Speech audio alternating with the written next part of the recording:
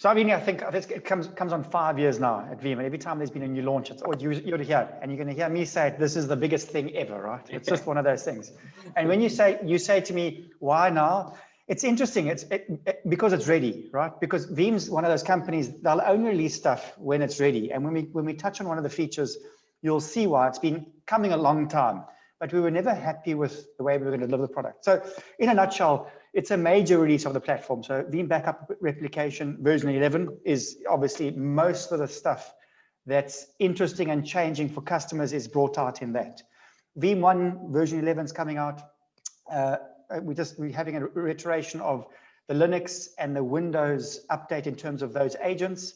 For the first time ever, we're supporting Mac, right? So again, it's a good feature in terms of Veeam listens. So we're not big enough yet that you haven't got access to us. Yet the market's been saying, what about Mac? What about Mac? And for the first time, we're launching a Mac agent. Some stuff on our service provider console, so backup and DR as a service stuff for those type of customers, pretty relevant in times like this. So there's a big change in that. And then a couple of new plugins in terms of enterprise. So that's from a product perspective. So you open up the box, that's what you're going to get. But now, what does it really, really mean? So we will discuss, and I try sort of containerize it into sort of 5 big pillars. But so if we look at Veeam, so we've become for the first time a 4-in-1 solution. So we've always known us as backup, snapshot, recovery, but for the first time ever, continuous data protection is now part of that. And when you said why now, Veeam's been taunting with CDP, continuous data protection, for 2.5, 3 years. Okay, so it's been a long time coming, right? Long journey. So version 10 before that, it's coming, and it hasn't, and we've had to wait till we've been able to perfect it. So we'll touch around sort of 5 pillars, but in essence, out the box, 150 different features that from when you upgrade, those are the different things. So a significant change in terms of what we'll be releasing. Absolutely. So continuous data protection is probably the biggest pillar and the biggest flagship that version 11 carries with it. So I think a lot of customers have been waiting for that. In the Middle East, we've had many requests as well from many customers. And it's interesting because from when we first spoke about it, continuous data protection used to be a nice to have in a big enterprise, right? Because they had to have near zero data loss. Yes. You look at small and medium business, how the times have changed.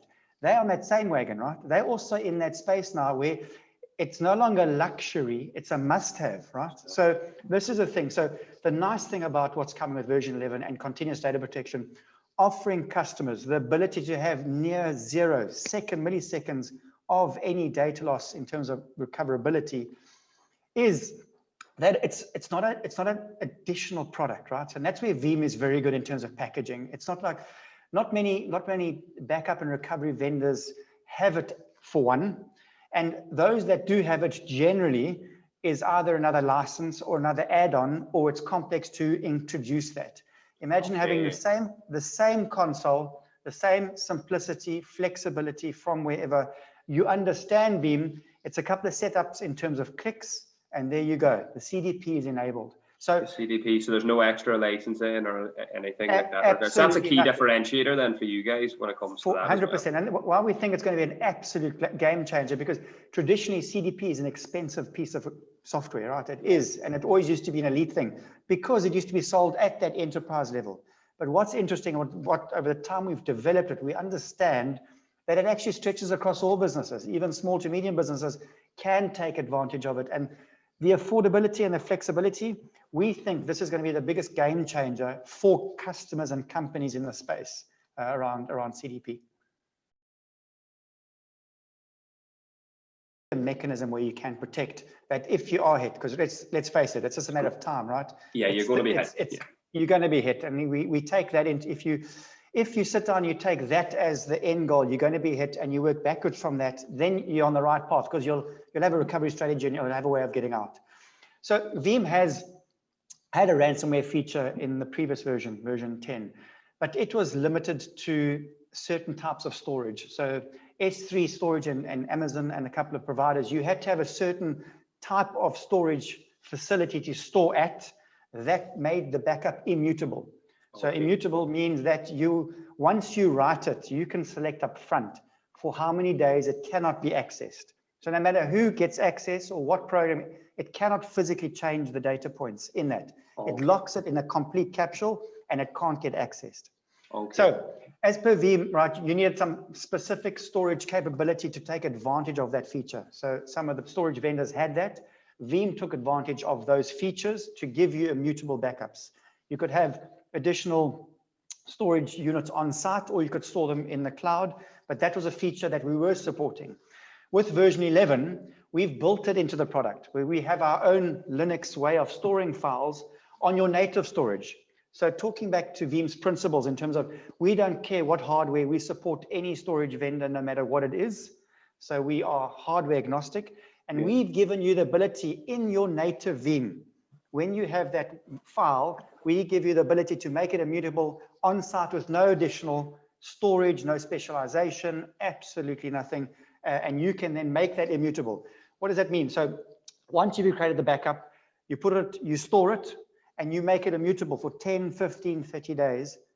No one can change. You can read the data, but no one can change the data. Again, the second pillar is game changing, right? If you put that into perspective, you know that if you had a ransomware attack or something that was sent into your file yesterday and it exploded, you could go and restore from that because the data hasn't been touched or changed, and you can securely restore that data into your live environment. So again, another changer in the box as it is coming, and customers can take advantage of the feature overnight without spending anything. Obviously, there's one thing around archive. It means, you know, setting policies in place to move data that is hot to cold to offsite, right? Yeah. So that's how they categorize them, hot to cold. Absolutely. So we've really worked hard on getting this right, because customers generally do this badly. They generally don't know all the time. You need it policy based, right? If it hasn't been touched for X amount, move it to here. Otherwise, move it to here, move it offsite. So that hasn't been done. It doesn't get done well by customers. So we really put a lot of effort in terms of automating that policy, making sure that it can move that data across the different platforms. The other key thing, why now and why Veeam, because some companies have had archiving capability that's been more superior, because the cost of the public cloud, AWS, the Glaciers and Azure archive is now at a cost that's 20 times cheaper than you can manage tapes with. So it's now at a cost point where you can archive this data off to the cloud, and it's 20 times cheaper than owning a tape. We're not saying tape is dead. Tape has a place, right? If you want to have a completely disconnected air gap piece of data that you want to protect offsite. But now that the cost has come into parallel, that you can really save cost archiving to cloud, we can manage that for you in terms of how we get there. Makes sense. The other thing that Veeam's very good at is in terms of the ingest and the outgest, the egress cost of a cloud. Because someone will always say to you, you've got to pay to move the data there, and then you've got to pay to take the data out. Veeam's very clever in terms of what we do is when we move the data to the cloud, we create a catalog or table on site. If you then want to go fetch a file, we've got the catalog and we only call for that piece of the file as opposed to looking at that whole backup or that whole piece of data to bring it down. So again, we've got some smart people who've worked on the dynamics of the financials to say, is it time now for us to move and take advantage of this? And it's come to that point. So many things, not only about having the software move your data, but from a cost perspective, we've been very clever in terms of getting customers to realize that saving.